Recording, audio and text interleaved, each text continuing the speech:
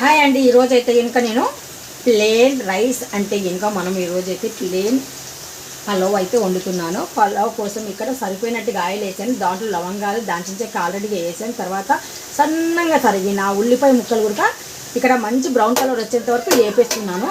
చూడండి, దాల్చిన చెక్క లవంగం చెప్పాను కదా, ఇటు పక్క వేసాను. ఇది కొద్దిగా మంచి బ్రౌన్ వచ్చేంత వరకు వేడి చేద్దాము. పలావ్ అంటారా, చాలా సాదా పలావ్ అయినా కానీ సరే చక్కగా నీట్గా తినేయవచ్చు. అంత చక్కగా అంత కమ్మగా ఉంటుంది. మంచి బ్రౌన్ కలర్ వచ్చిన తర్వాత 2 ఇలాచి కూడా యాడ్ చేశాను ఇందులో నేను. ఆ తర్వాత ఇక్కడ నేను మంచిగా అల్లము వెల్లుల్లి పేస్ట్ కొత్తిమీర ఈ 3 వేసి బాగా గ్రైండ్ చేసుకున్నానండి. ఇదైతే కంపల్సరీ పలావ్కి, సాదా పలావ్కి ఇది చాలా బాగుంటుంది. టేస్ట్ కోసం ఇందులో మనం కాజు అయితే యాడ్ చేస్తున్నాను. కాజు తర్వాత కొద్దిగా ఫ్రెష్ అయిన మెంతం కూర, అంటే ఇంకా ఆరబెట్టింది మెంతం కూర. ఇది పుదీనా లీవ్స్, పలావ్కి కంపల్సరీగా పుదీనా ఉంటే చాలా టేస్ట్, అందుకని పుదీనా అయితే కంపల్సరీగా యాడ్ చేద్దాము. ఒక్కొక్కసారి అయితే చక్కగా కలిపేద్దాం. ఇలాగా మసాలా బాగా వేగాలి. టమోటోస్,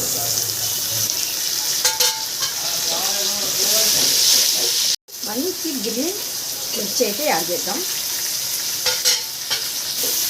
ఇప్పుడు మసాలా మనకు బాగా వేగిందండి. ఈ తర్వాత ఒక్కసారి ఇలా కలిపేసి మనం ఎసురు యాడ్ చేద్దాము. ఇప్పుడు ఎసురు మనం సరిపోయినట్టుగా ఇక్కడ యాడ్ చేద్దాము. మనకి ఇక్కడ 2 చెంబులు కావాలి. ఆ 2 చెంబులు వాటర్ అయితే ఇంకా తీసుకున్నాను.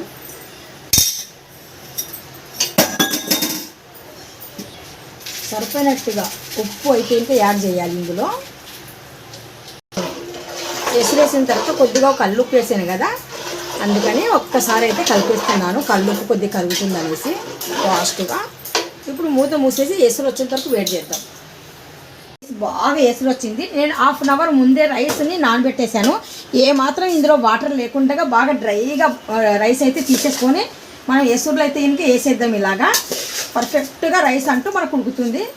మనం ఎసురు కరెక్ట్గా వేసినప్పుడు ఎక్స్ట్రా వాటర్ తీసుకోకూడదు. అప్పుడు అయితే ఇంకా మనకు వాటర్ ఎక్స్ట్రా తీసుకుంటే ఇంకా రైస్ మెత్తగా అయిపోతుంది అనమాట పలావ్. ఇప్పుడు మనం రైస్ని ఒక్కసారి అయితే కలిపేద్దాము. కలిపేసి మనం కొద్దిగా ఒక్కసారి బాగా బాయిల్ అయ్యేంత వరకు ఒక్కసారి హైలోనే పెడదాం. బాగా బాయిల్ అయిన తర్వాత మంట తగ్గించేద్దాం. కరెక్ట్గా ఎప్పుడు తగ్గించాలో మంట అంటే, ఇప్పుడైతే ఇంకా మనం మంట తగ్గించకూడదు. ఎసురు రైసు సరిపోయినట్టుగా ఉంది. ఇప్పుడు కొద్దిగా మనకు ఎసురు లాగేస్తుంది అన్నప్పటికైతే ఇంకా అప్పుడు మనం మంట తగ్గిస్తే రైసు పర్ఫెక్ట్గా మనకు ఉడుకుతుంది. చూద్దాం అయితే ఎలాగనేది చూపిస్తాను నేను. చూస్తున్నారు కదా, ఇప్పుడు మనకు రైస్ అనేది ఈ మాదిరిగా ఉడికింది కదా. ఇప్పుడైతే మంట చాలా తగ్గించాలండి. ఇప్పుడు మనకు పర్ఫెక్ట్గా దమ్ అయితే చాలన్నమాట. ఈ వాటర్తో బాగా రైస్ అనేది దమ్ అవ్వాలి. ఇక్కడ మనకు 60% పైననే రైస్ అనేది బాగా ఉడికిపోయింది అనమాట. ఇంకా 40% అంటే ఉన్న కొద్దిగా రైస్తో కొద్దిగా వాటర్ ఉంది కదా, ఈ వాటర్తోనే మనకు పర్ఫెక్ట్గా రైస్ అయితే దమ్ అవ్వాలి. అప్పుడైతే ఇంకా చాలా మెత్తగా అవ్వకుండా ఉంటుంది. రైసు స్మూతీగా ఉంటుంది, పైన వచ్చేసి టేస్టీగా కూడా ఉంటుంది. ఇప్పుడు దీంట్లో మనం వేయాల్సింది లెమన్ జ్యూస్, 1 స్పూన్ ఘీ. ఇది ఆప్షనల్ మీకు, అంటే వేయాలని పక్కగా అయితే ఏమీ లేదండి. వేయాలి అనుకుంటే చాలా టేస్టీగా ఉంటుంది. లెమన్ వాటర్ అంటే లెమన్ జ్యూస్ వేసిన తర్వాత మనం ఘీ వేసిన తర్వాత అలా వదిలేకుండా ఒక దగ్గరనే అంత పులుపు ఘీ ఉండిపోతుంది కదా, అందుకనేసి ఒక్కసారి చక్కగా మళ్ళీ ఇలాగ కలిపేసి చిన్న మంట మీద దమ్ చేయాలి. చిన్న మంట మీద మనం ఇలాగ కలిపేస్తే బాగా పర్ఫెక్ట్గా ఘీ ఫ్లేవరు, లెమన్ ఇది కొద్దిగా పులుపు అనేది పర్ఫెక్ట్గా మనకు సరిపోతుంది. ఇప్పుడైతే ఇంకా మనం మూత మూసేసి వదిలేద్దాము.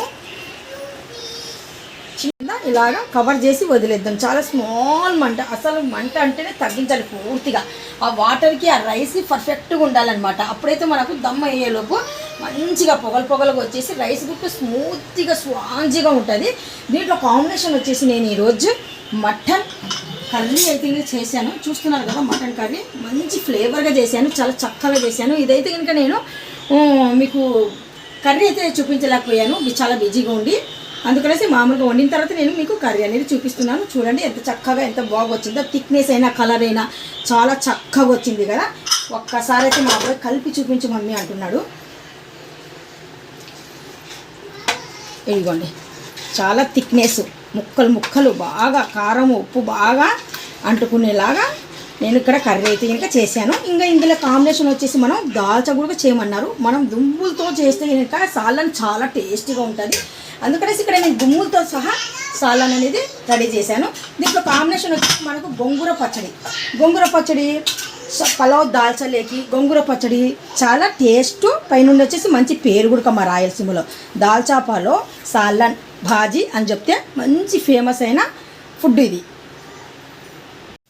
చూస్తున్నారు కదా మనకు పర్ఫెక్ట్గా అని చెప్పానండి.